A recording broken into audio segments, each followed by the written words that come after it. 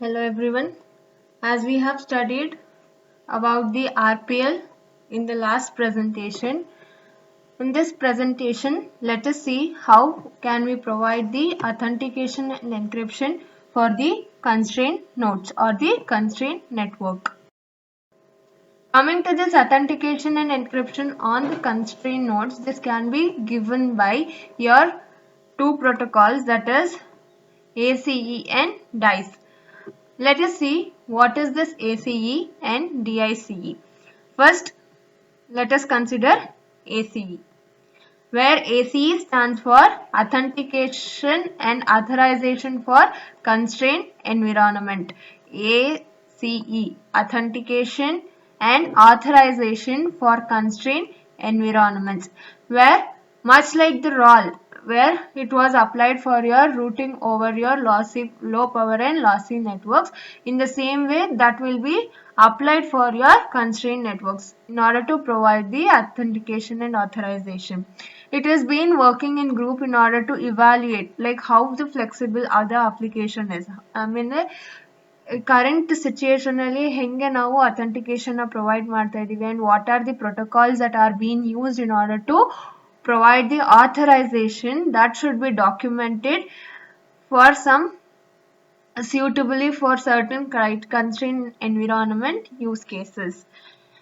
Once the candidate solutions are validated, ನಾವು ಇಲ್ಲಿ evaluate ಮಾಡಾದ್ಮೇಲೆ ಅದನ್ನ validate ಆದ್ಮೇಲೆ ACE ಏನ್ ಮಾಡುತ್ತೆ ಅಂತಂದ್ರೆ it will focus by making use of your COP. ಅಂದ್ರೆ ಇದು COP ಅನ್ನೋ protocol ನ use ಮಾಡ್ಕೊಂಡು what it will do, it will make use of your datagram transport layer security protocol in order to provide the security. In the same way, ACE working group expects to produce a standardized solution. ಅಂದ್ರೆ ಒಂದು standardized solution authentication ಮತ್ತೆ authorization ನ provide ಮಾಡಕ್ಕೆ ಒಂದು standard solution ಬೇಕು ಅಂತ it will develop a standard solution by making use of your get, put, post and delete. ಇದು authorized access ಮಾಡಕ್ಕೆ. In order to have the authorized access, we should make use of get, put, post and delete methods and resources identified by a URL and hosted on a resource server in constrained network. Resource server ಅಲ್ಲಿ ಅಂದ್ರೆ ಆ constrained environment ಅಲ್ಲಿ server ಏನಿರುತ್ತೋ ಅದು identify ಮಾಡಬೇಕು, whether it is of a get type put type ಈ ತರ ಯಾವ method ನ ಯೂಸ್ ಮಾಡಿಕೊಂಡು ನಾವು ಆಥರೈಸೇಷನ್ ಅಥವಾ ಅಥೆಂಟಿಕೇಶನ್ ನ ಆಕ್ಸೆಸ್ ಮಾಡ್ತಿದೀವಿ. It could be to your file or some other node. Coming to your unconstrained authorization, it acts as a mediation for the access. ಅಂದ್ರೆ unauthorized authorization ಏನಾದ್ರೂ ನಾವು ಸರ್ವರ್ ನ ಯೂಸ್ ಮಾಡ್ತಾ ಇದ್ರೆ ಅದು ಒಂದು mediator ತರ ಆಕ್ಟ್ ಮಾಡ್ತಾ ಇರುತ್ತೆ in order to have the access.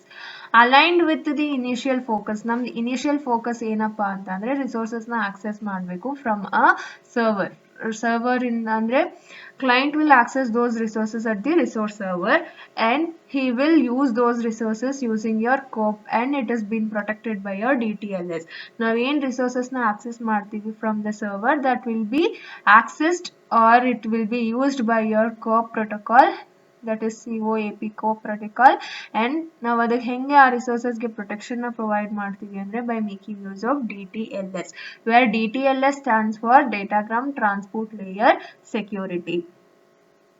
This is about your ACE, that is authorization and authentication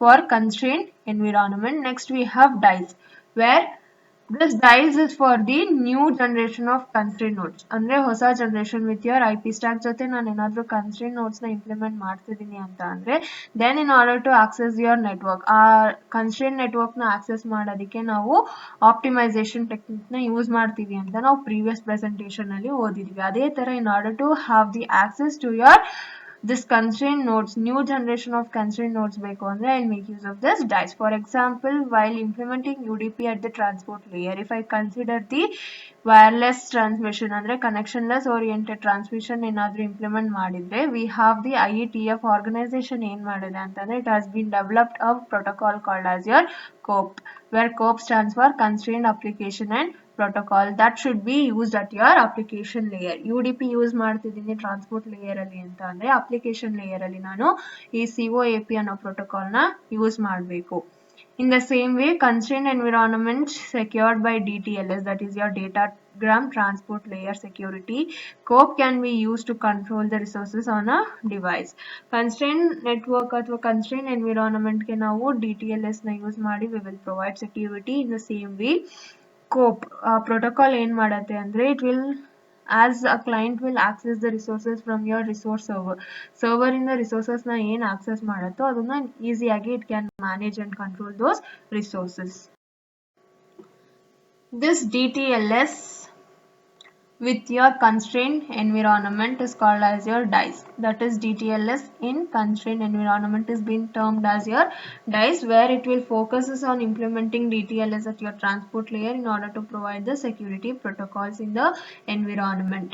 The first task, first task ಏನಪ್ಪಾ ಅಂತ ಅಂದ್ರೆ DICE ದು, they have to optimize some of the DTLS profiles in the constrained networks. Constrained networks ಗೋಸ್ಕರ ನಾವು ಈ DTLS profiles ನ optimize ಮಾಡಬೇಕು.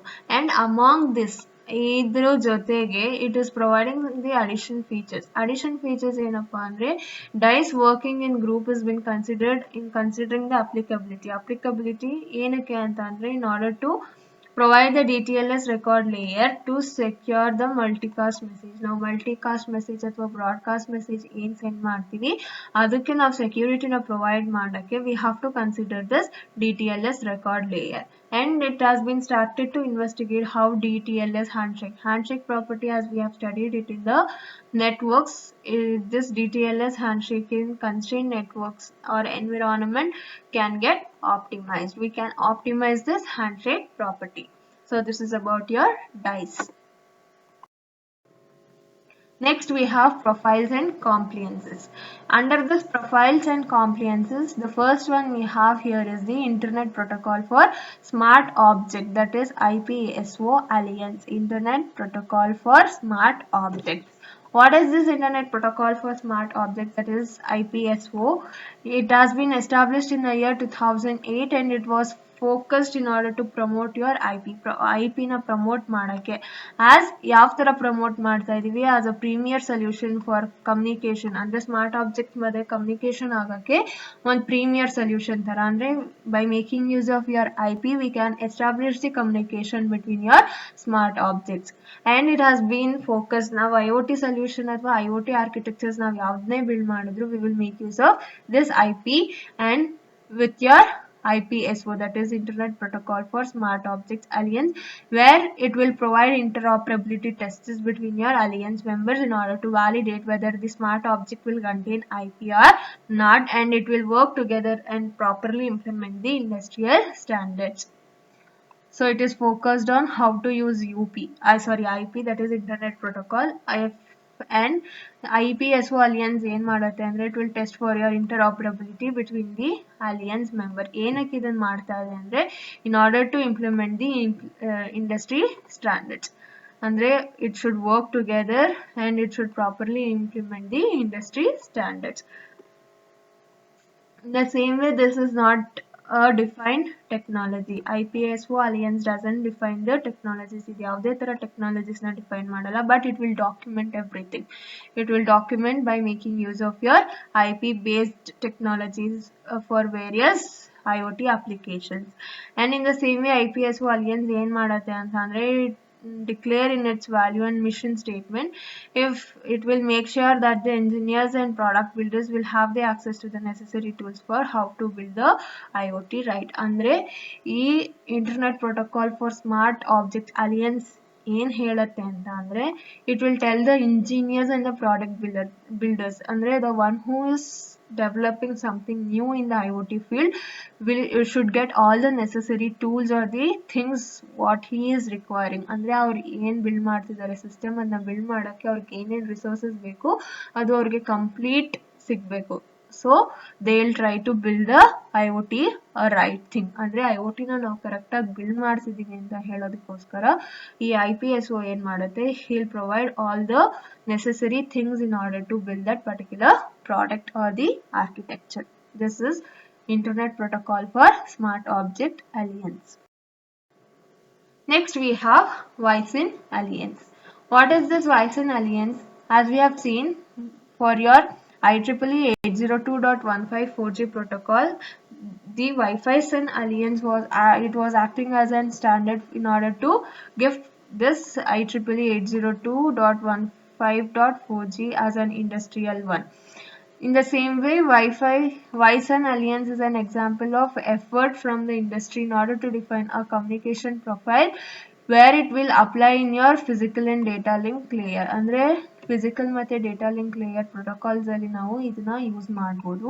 Where your Wi-SYN ಯಾವ್ದ್ರಲ್ಲಿ ಫೋಕಸ್ ಮಾಡುತ್ತೆ ಅಂದ್ರೆ it focuses on your IEEE 802.1.15.4G protocol, and it will provide multi-service, like it can provide IPv6 communication, and IPv6 jothe it will provide the wireless transportation also by making use of UDP protocol.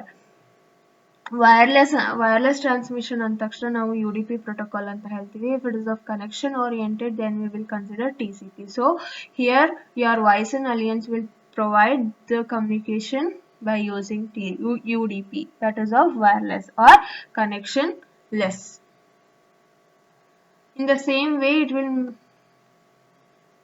utilities industry in the main area of focuses for the Wi-SYN Alliance, and Wi-SYN Field Area Network, that is your FAN profile, enables the smart utility network in order to provide the security or cost-effective connectivity in order to have the good coverage. ಅಂದ್ರೆ distance na coverage ಮಾಡಕ್ಕೆ ಒಳ್ಳೆ ಇದು ಮಾಡುತ್ತೆ, and it will provide the topographic environments from your dense urban neighborhoods to rural areas. Urban ಇಂದ rural ವರೆಗೂ ನಾವು ಕನೆಕ್ಟಿವಿಟಿನ provide ಮಾಡಬಹುದು by making use of your field area network.